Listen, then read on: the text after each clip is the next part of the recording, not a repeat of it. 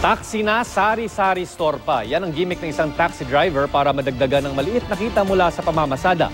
Hindi naman tutol dito ang DOTC o Department of Transportation and Communications. May report si Bam Alegre.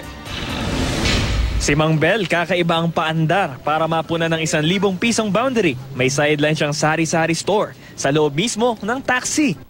Gamit ang 200 pisong puhunan, sinimulan niya ang tindahan noong Disyembre para naman daw kumikita pa rin siya kahit traffic. Patok naman daw ito sa mga pasahero niya. Nagugulat kasi nakita niya na ngayon lang daw sila kakita ng taxi may grocery. Sabi ko naman pandagdag lang ito ma'am sa kinikita ko.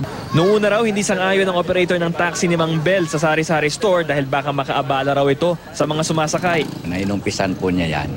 Ano yun yung mataas ang gasolina.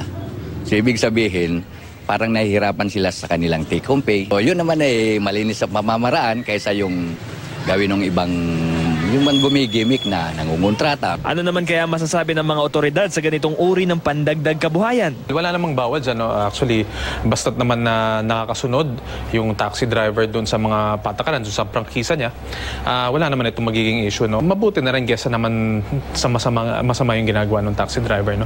Pero mukhang kailangan pang ipagpatuloy ni Mang Bel ang gimmick na sari-sari store para lumaki ang kita. Ayon sa DOTC, wala pang review kamakailan para sa sistema ng pagpapasweldo sa mga taxi driver na boundary system. Di katulad ng mga bus driver na may minimum wage na. Pero higit sa sweldo, isa pang prioridad daw ng ahensya ang kaligtasan ng mga taxi driver na todo kayod sa pamamasada. Ang medyo siguro kailangan tignan yung oras kung dapat i-regulate. Kasi 'di ba ang nangyayari, yung mga taxi driver 24 oras tumatakbo. Bam Alegre, GMA News.